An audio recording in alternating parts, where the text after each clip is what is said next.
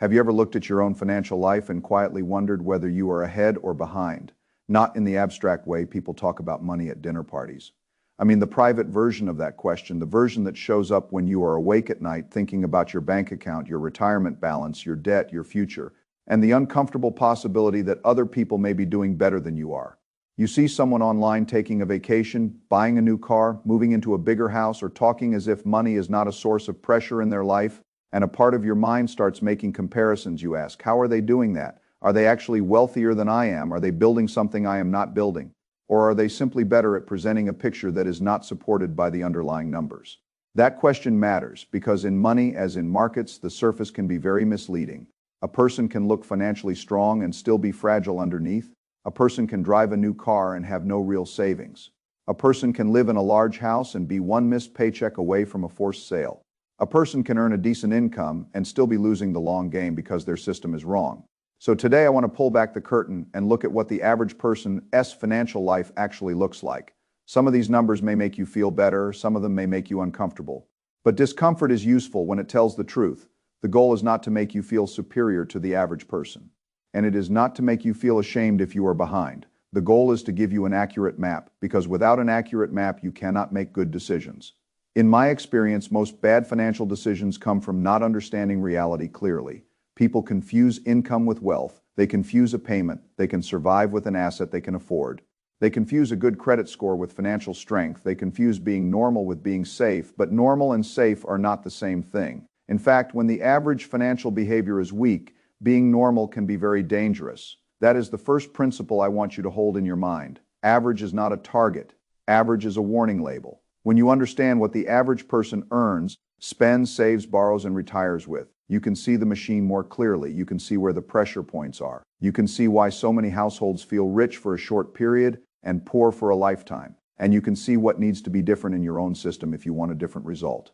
Let us begin with income, because that is where most people begin when they judge themselves. They ask, how much do I make? That is the most common question. And it is also one of the least complete questions still. It matters. The most recent numbers show that the median full-time worker earns just over $1,000 per week. That comes to roughly $52,000 per year before taxes. That is the individual worker, not the household, not a married couple combining two incomes, one full-time worker. Near the middle of the American income distribution, if you make about $26 per hour, you are around that middle point. Half of full-time workers earn more, half earn less. Now, $52,000 can sound respectable until you run it through the real world. Federal taxes come out. State taxes may come out. Social Security and Medicare come out. Health insurance may come out. Retirement contributions may come out if the person is saving it all, depending on where that person lives. That $52,000 may become $35,000 to $40,000 of take-home money. And that is where the system begins to tighten, because income is not wealth. Income is input. Wealth is what remains after the system has absorbed its costs. A person earning $52,000 and spending $51,000 is not building wealth. A person earning $40,000 and saving $5,000 is moving in a better direction. This is why I care less about the income number alone and more about the gap between income and spending.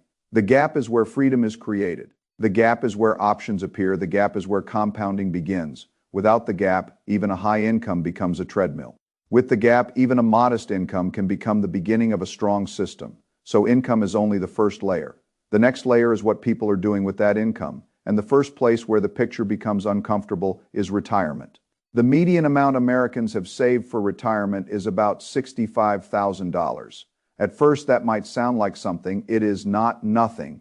But when you understand what retirement actually requires, $65,000 is not financial security. It is a small cushion against a very long future, and even that number is too generous as a picture of the whole population, because roughly 1 in 4 Americans has no retirement account at all. 0. No IRA.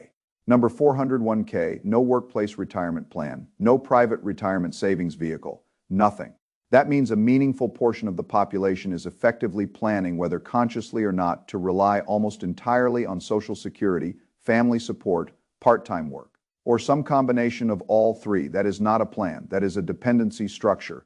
And dependency structures are fragile because they rely on outside forces behaving well. They rely on government programs staying solvent enough.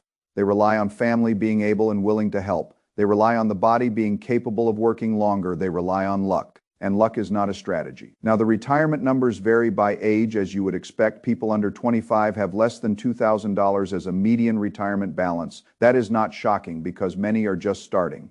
In the 25 to 34 group, the median balance is around $14,000. That is better, but still thin. These are people who may have been working for several years already. They may be buying cars, getting married, having children, renting, taking on mortgages, paying student loans, and beginning the most important compounding decade of their lives. A $14,000 retirement balance at that stage does not mean failure, but it does mean the system has not yet produced much momentum.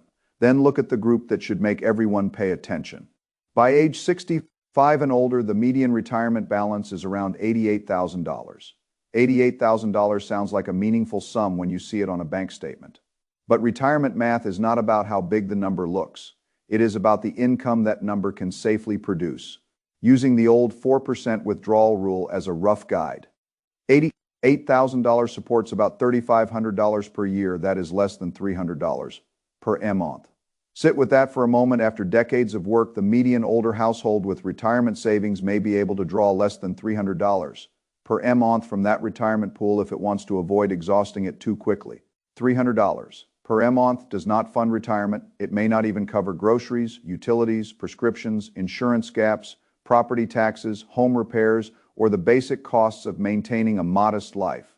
That is why the average person's retirement picture is so fragile. Not because people are bad, not because they are lazy, but because the system they followed did not produce enough surplus, did not begin early enough, did not compound long enough, and often got interrupted by debt consumption, emergencies, and poor financial sequencing.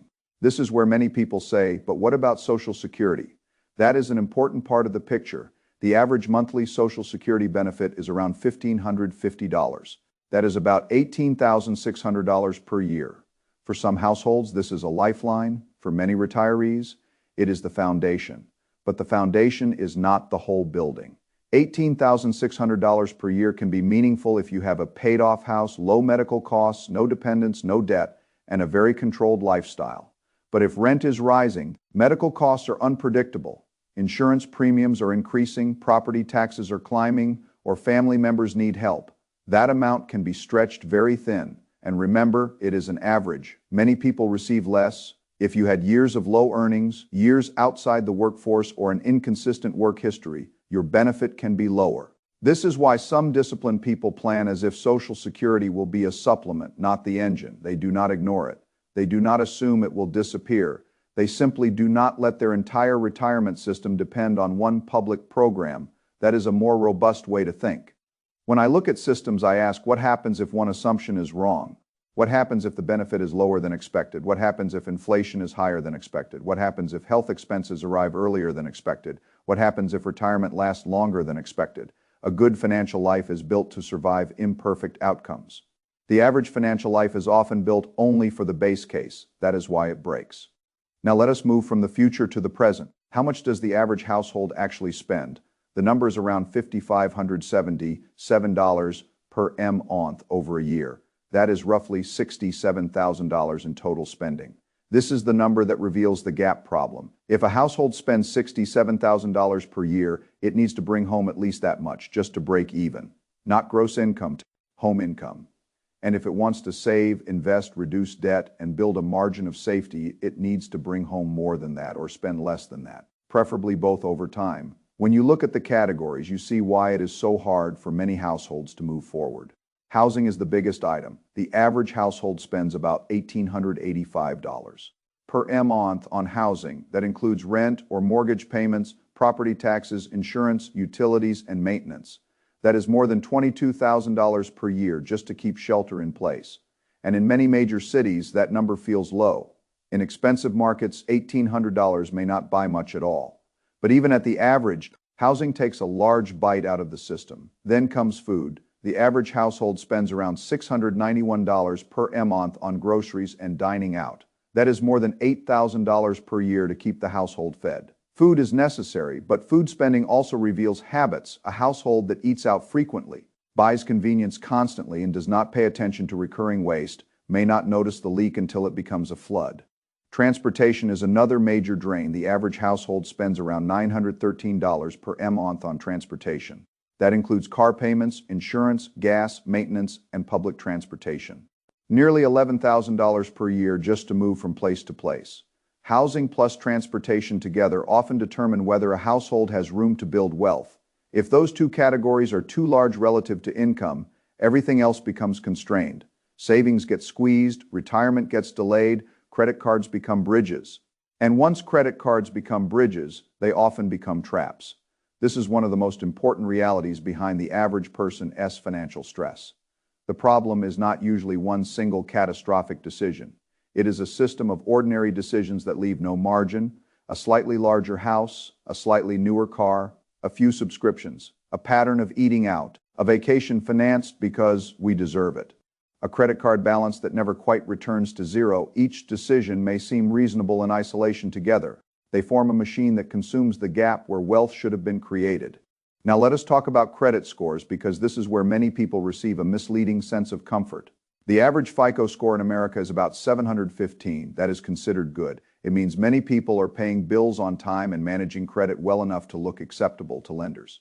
A good credit score is useful. It can lower borrowing costs, it can improve access, it can make mortgage rates and car loan terms better. But a good credit score is not the same thing as wealth. You can have a good credit score and no emergency fund. You can have a good credit score and too much mortgage. You can have a good credit score and large car payments. You can have a good credit score and retirement savings that are badly behind. This is a subtle but important distinction. The credit score measures whether the system can trust you to borrow and repay. It does not measure whether borrowing is making you freer. It does not measure whether your future is secure. It does not measure whether your assets are growing faster than your obligations. So use a good credit score as a tool, but do not worship it as a report card for your whole financial life. The stronger measurement is still net worth, cash flow, liquidity, and the direction of the trend. This brings us to the elephant in the room: credit card debt. The average household is carrying more than $9,000 in credit card debt. That is not mortgage debt backed by a home. It is not a business loan tied to productive assets. It is often consumption debt tied to things that are gone, forgotten, eaten, worn out, or sitting in a closet. And the interest rates can be brutal: 15%, 20%, 20%, 25%, or higher at 20% interest. $9,000 of credit card debt costs about $1,800 per year in interest. That is $1,800 that does not buy food, build retirement, increase freedom, repair a home, educate a child, or create an asset. It simply transfers income from the household to the lender. That is why I view high interest consumer debt as one of the most destructive forces in personal finance. It reverses compounding. Instead of your money earning returns for you, your past consumption earns returns for someone else. That is a terrible trade. And once people are in that structure, they often underestimate how much of their life energy is being drained by it.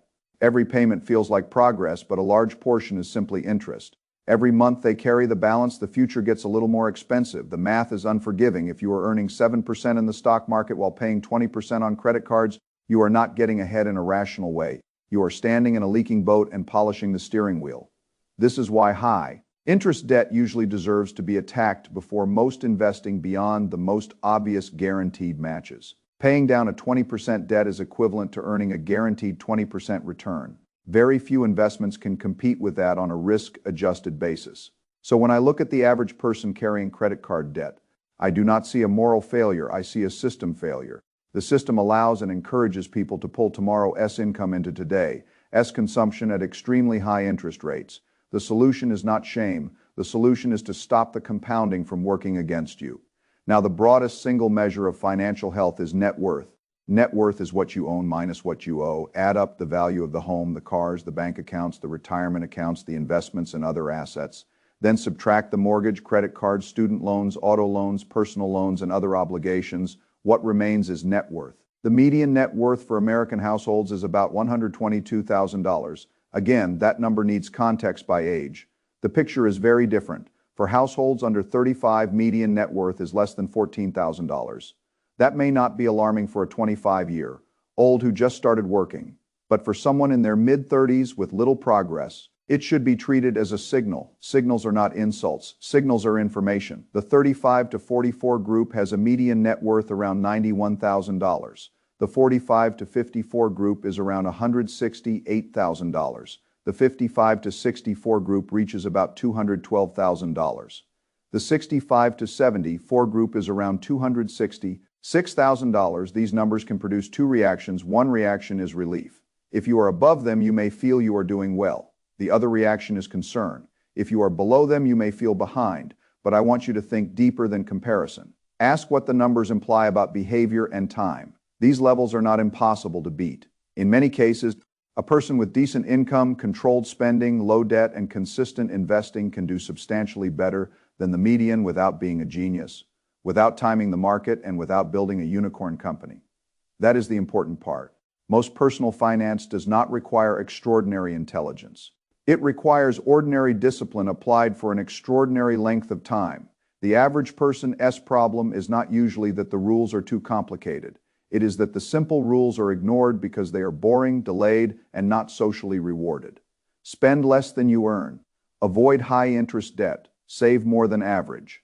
Invest consistently. Do not panic. Let time work. Those principles sound simple. They are simple, but simple is not the same as easy.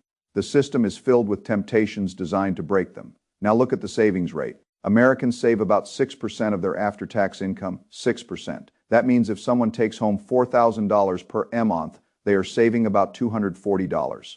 That is better than nothing. But it is not enough to build substantial freedom unless income is high, costs are low, or the time horizon is very long. And remember that 6% may have to cover everything: emergency funds, car replacement, home down payment, vacations, repairs, retirement, college savings, medical surprises.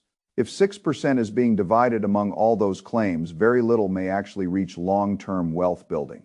This is why the average person can feel like they are saving and still not move very far. The savings rate is too thin. It is trying to support too many objectives. For retirement alone, many planners suggest 10 to 15% of income. And if someone wants to retire early or catch up after a late start, the number often needs to be higher. So if the average savings rate is 6%, and the average retirement balance is low, and the average credit card debt is high, the story becomes clear. The average system is undercapitalized. It does not have enough surplus. It carries too much expensive debt. It starts compounding too late, and it depends too heavily on external support at retirement.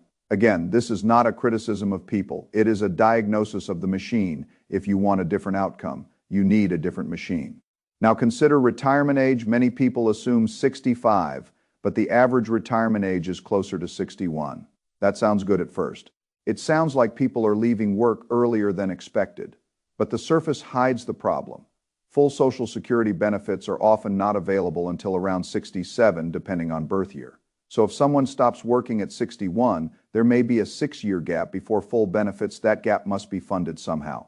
If the person has large retirement savings, that may be manageable. If they have only the median balance, it may be extremely tight. And not everyone retires at 61 because they planned it perfectly.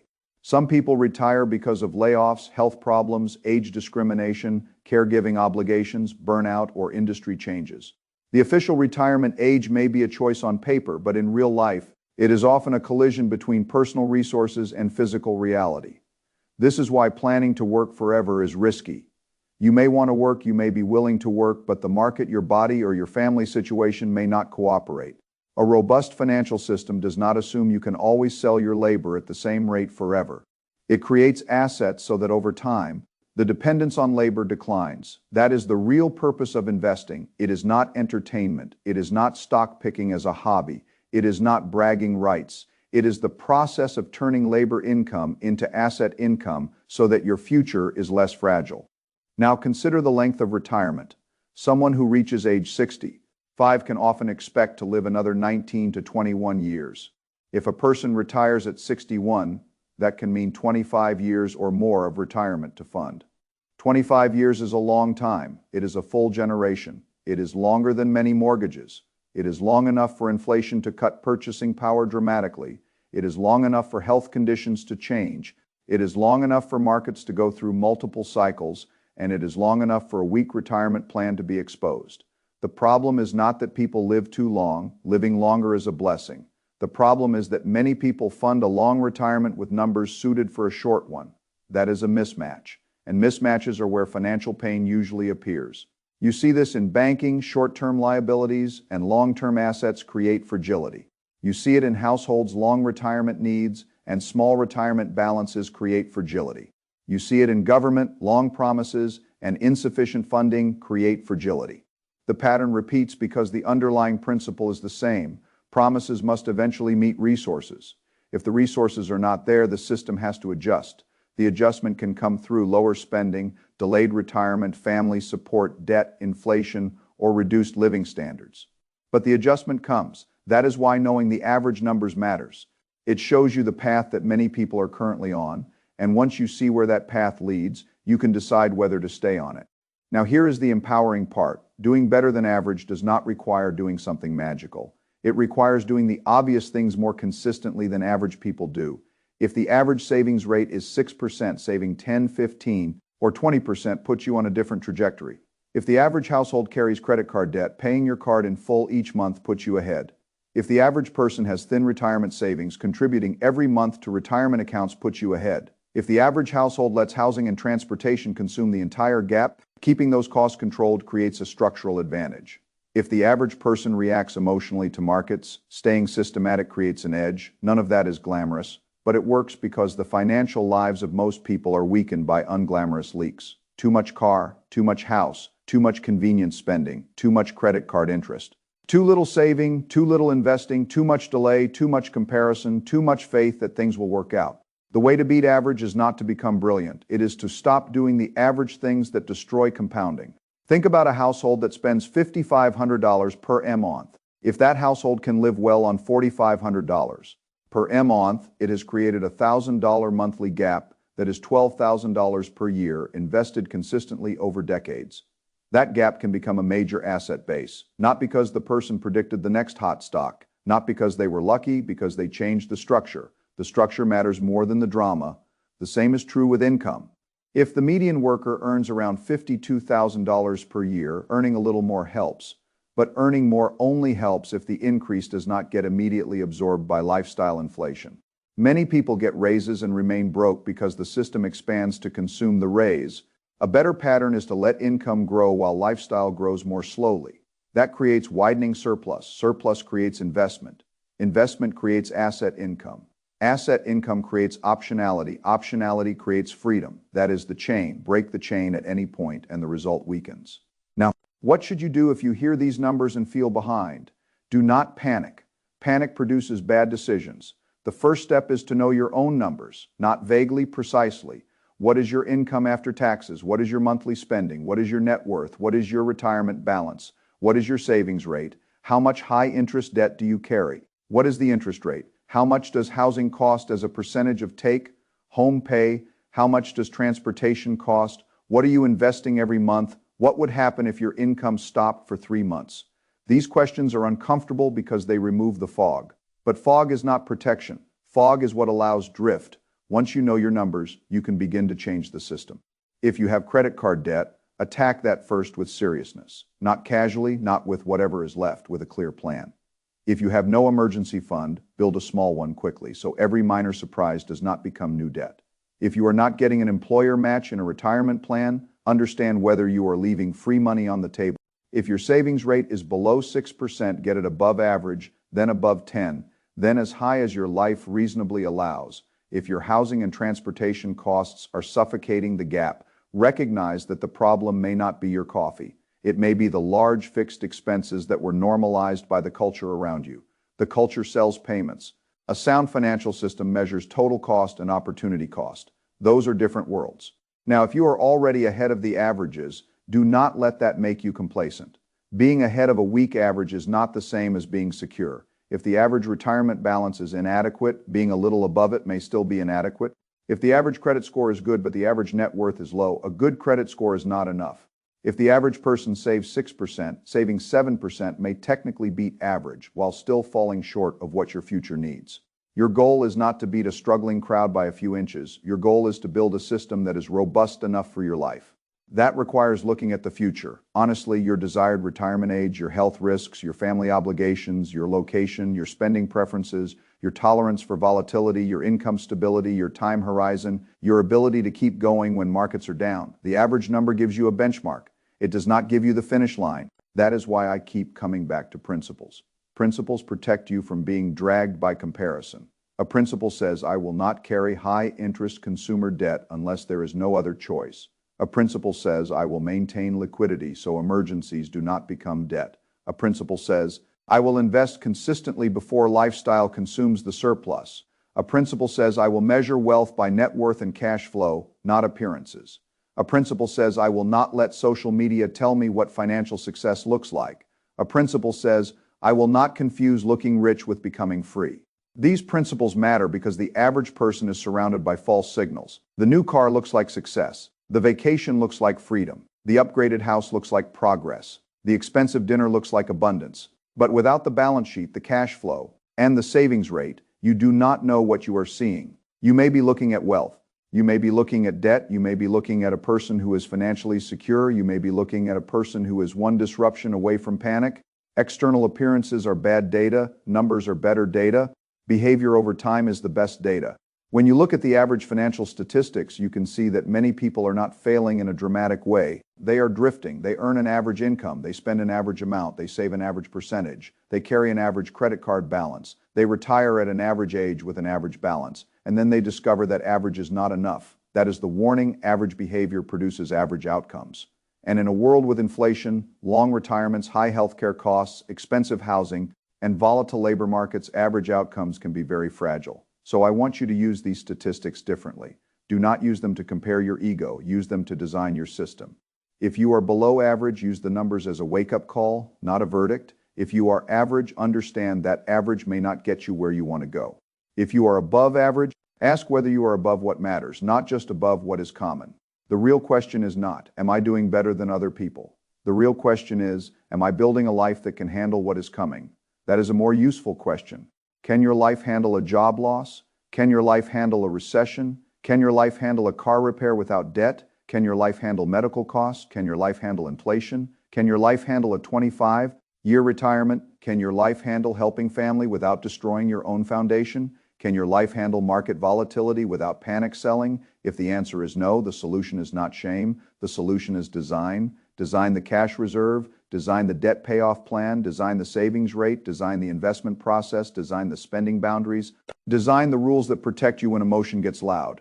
That is how financial strength is built, not through one heroic decision, through a system that repeats good decisions until they compound. Let me make the central point as clearly as I can. The average person is not in as strong a position as many people assume. The average worker earns around $52,000 before taxes. The average household spends around $67,000 per year. The median retirement balance is about $65,000.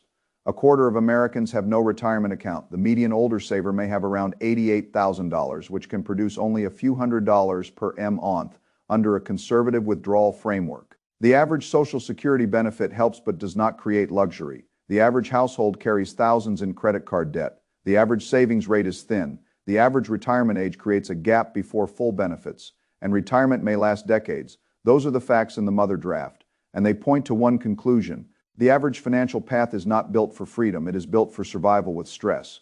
But you do not have to follow it. You can decide to build differently. You can decide that your savings rate will not be average. You can decide that credit card companies will not collect interest from your future. You can decide that the car payment will not become the reason your retirement account stays small. You can decide that a raise will increase your surplus instead of your lifestyle. You can decide that your net worth will matter more than what neighbors think. You can decide that every dollar has a job, and some of those jobs are to buy back your future time. The choice is not always easy. Life is expensive. Families need help. Housing is costly. Health problems happen. Jobs change. Markets fall. But difficult is not the same as impossible. And once you understand the average, you understand that the bar for doing better is often lower than people think. You do not need to be perfect. You need to be consistently less self-destructive than the average system.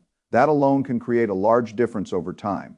A few percentage points more saved, a few bad debts avoided, a few major lifestyle traps rejected, a few decades of investing allowed to compound, a few panics survived without selling. That is how the curve bends. That is how ordinary income can become extraordinary stability. That is how a person moves from financial anxiety to financial control.